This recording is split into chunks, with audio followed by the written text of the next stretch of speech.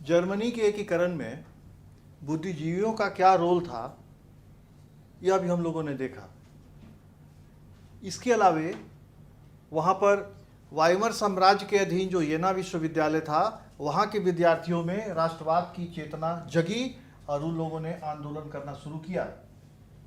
इसका परिणाम यह हुआ कि 1815 ईस्वी में जर्मनी में विद्यार्थियों ने एक ब्रूसेनसेफ्ट नाम की संस्था बनाई।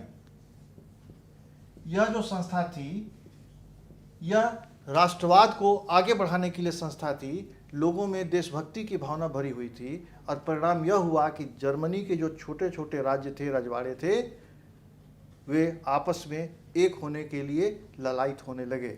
अभी समय था, एक ऐसे व्यक्ति का भी आना इस मंच पर बाकी था जिसने जर्मनी का एकीकरण अपने रक्त और तलवार से किया। ब्लड एंड आयरन, लौ और तलवार से उसने जर्मनी का एकीकरण किया और उस व्यक्ति का नाम था बिस्मार्क। उसकी चर्चा वो अभी मंच पर नहीं आया है, लेकिन अभी चूंकि वे जो जर्मनी के मंच पर आते हैं 1862 ईस्वी में, अभी वह समय नहीं आया था। मैं बता रहा हूँ 1815 ईस्वी की। इसी समय फादर जॉन नाम के एक पादरी थे,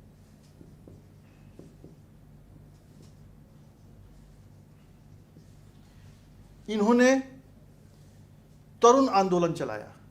तरुण मतलब नौजवान, यानी जो नए नौजवान थे, युवा पीढ़ी थी, उनके लिए एक आंदोलन चलाया और इन्होंने राष्ट्रीय व्यायामशाला की स्थापना की, जिम की स्थापना की। तरुण आंदोलन, यह आंदोलन फादर जॉन के द्वारा चलाया गया था और राजकीय व्यायामशाला की स्थापना फादर जॉन ने की थी। वे लोगों को सशक्त बनाना चाहते थे, शारीरिक रूप से मजबूत बनाना चाहते थे और उनका कहना था कि जो शारीरिक रूप से मजबूत होगा वह व्यक्ति मानसिक रूप से भी मजबूत होगा। और उसके अंदर वे तरुण आंदोलन के द्वारा देशभक्ति की बात, राष्ट्रीयता की बात भरते थे। तो फादर जॉन का भी बहुत बड़ा रोल था इस राष्ट्रवाद को आगे बढ़ाने में। जो नौजवान, जो तरुण पीढ़ी थी, युवा पीढ़ी थी, जो कभी राष्ट्रवाद की बात सोचती नहीं थी, उनको गोलबद्ध करने का काम फादर जॉन ने किया। लेकिन इसमें कुछ अड़चन भी था और वह अड़चन था मेटरनिक।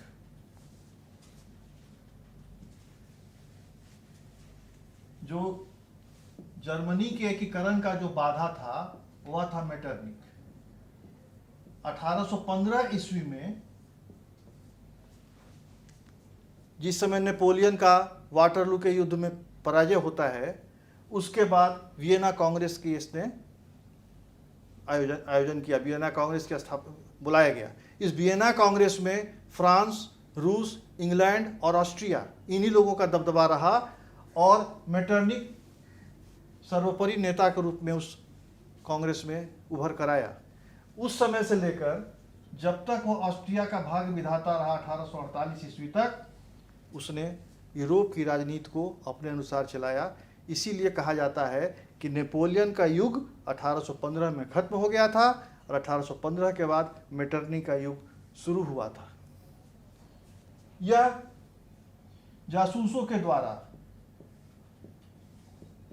अपने पदाधिकारी कर्मचारी के द्वारा विद्यार्थियों पर यूनिवर्सिटी में हर जगह नियंत्रण रखता था ताकि किसी भी प्रकार की राष्ट्रवाद की बात न हो, क्योंकि वियना कांग्रेस में जर्मनी का अधिकार मेटरनिक ने अपने हाथ में ले लिया था।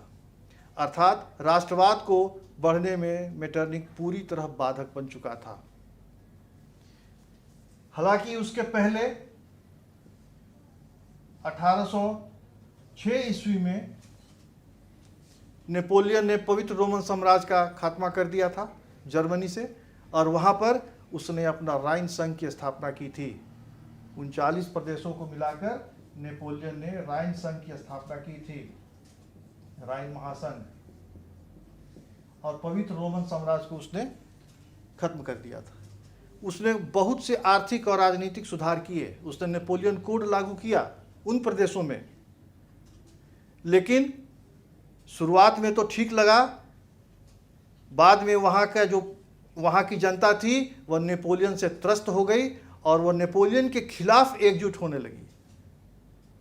और वहाँ पर राष्ट्रीय चेतना की बात आगे बढ़ी।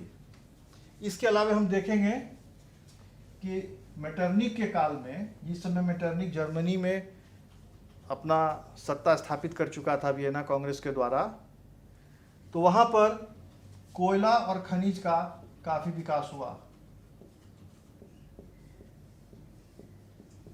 वहाँ पर रेल बिछाए गए, रेलवे लाइन काफ़ी बिछी, अर्थात आर्थिक गतिविधियाँ काफ़ी तेज़ी से आगे बढ़ी। और इन गतिविधियों के चलते एक राज्य से दूसरे राज्य में लोगों का आना जाना होता था, और आने जाने से आपस में संपर्क बढ़ा। लोग अपने पुरानी संस्कृति, अपने पुराने इतिहास को जाने समझे, और उनमें जो वैमनस्य था, आपसी जो दूरी थी, वह एकजुट होने लगे। तो एक आर्थिक कारण जो था, आर्थिक तत्व, यह भी एकीकरण में कुछ रोल अदा किया था। प्रसा ने क्या किया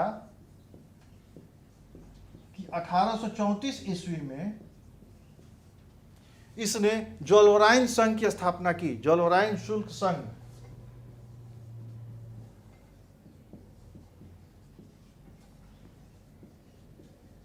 यह जो था, जो शुल्क संघ, इसमें इसने व्यवस्था की कि एक प्रकार का शुल्क लगेगा, किसी भी राज्य से आप किसी भी राज्य में जा सकते हैं। अलग अलग राज्यों का अलग अलग संघ नहीं था। इससे व्यापारियों को काफ़ी फायदा हुआ, और 1844 ईस्वी तक, यानी मात्र 10 साल के अंदर, ऑस्ट्रिया समेत कई देश, कई राज्य इस जोलवराइन शुल्क संघ के सदस्य हो गए। अर्थात जर्मनी का राजनीतिक एकीकरण के पहले जर्मनी का आर्थिक एकीकरण हो रहा था। इस जोलवराइन शुल्क संघ के चलते 1844 ईस्वी तक मात्र 10 साल के अंदर जर्मनी के जो छोटे छोटे प्रदेश थे, वे सभी इस शुल्क संघ के सदस्य बन गए, और ऑस्ट्रिया भी बन गया था। इसके बाद 1848 की क्रांति होती है फ्रांस में।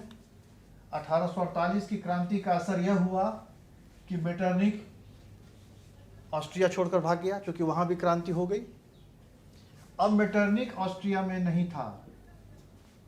जब मेटरनिक ऑस्ट्रिया में नहीं था, तो जर्मनी अपने को अब आज़ाद महसूस करने लगा, और वहाँ के उदारवादी विचारधारा के जो लोग थे, जो राजतंत्र के समर्थक थे, उन लोगों ने चुनाव कराया, और चुनाव कराकर उन लोगों ने सर्व जर्मन संसद की स्थापना की। सर्व जर्मन संसद की उन लोगों ने स्थापना की। उसमें 1848 ईस्वी के 1848 ईस्वी के मई महीने में इस संसद का गठन किया गया। इसमें, इस संसद में 831 सदस्य निर्वाचित हुए चुनाव के द्वारा। गोर्गेन जो थे, ये इसके नेता थे।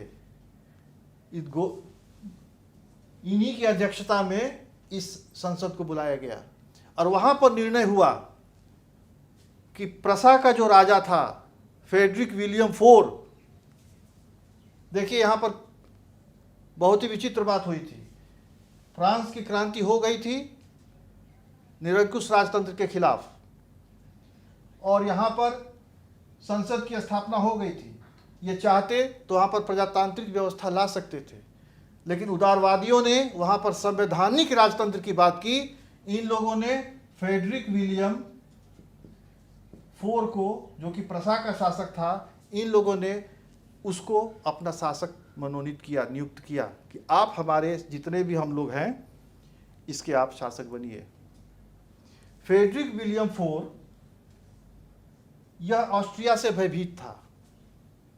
हालांकि ऑस्ट्रिया से मेटरनिक नहीं था, मेटरनिक भाग गया था, लेकिन इसे लगा कि अगर मैं इस सर्व जर्मन संसद का अगर मैं अध्यक्ष बनता हूं, अगर मैं यहाँ का राजा बनता हूं, तो हमारी सीधी दुश्मनी ऑस्ट्रिया से और फ्रांस से हो जाएगी। इसलिए इसने रिफ्यूज किया कि मैं आप लोगों का शासक नहीं बनूंगा। दूसरा कारण था कि फ्रेडरिक विलियम IV यह चुने हुए संसदों के अधीन काम करना नहीं चाह रहा था, क्योंकि सर्व जर्मन संसद में जो 831 चुने हुए संसद में गए थे व्यक्ति, यही लोग शासन चलाते और राजा इनकी बात को मानने के लिए बाध्य होता, क्योंकि संवैधानिक राजतंत्र की यही व्यवस्था है। इन्हीं दो कारणों से फ्रेडरिक विलियम IV तैयार नहीं हुआ। 1849 ईस्वी से लेकर 1860 ईस्वी तक, यानी जिस समय यह सर्व जर्मन संसद की स्थापना की गई और जब इसने रिफ्यूज किया तो इस संसद को भंग कर दिया गया, छोड़ दिया गया कि जैसे ही जर्मनी जिस प्रकार चल रहा है उस प्रकार चलेगा। लोगों का यह प्रयास विफल हो गया। अगर वहां पर फ्रेडरिक विलियम IV तैयार हो जाता तो शायद जर्मनी का एकीकरण उसी समय हो जाता। उसके रिफ्यूजल के चलते 1860 ईस्वी तक वही स्थिति रही और ऑस्ट्रिया और प्रसा, जिसका शासक फ्रेडरिक विलियम IV था, इन दोनों ने मिलकर वहां जो राष्ट्रवाद की बात बढ़ रही थी उसको उसने दबाने का प्रयास किया।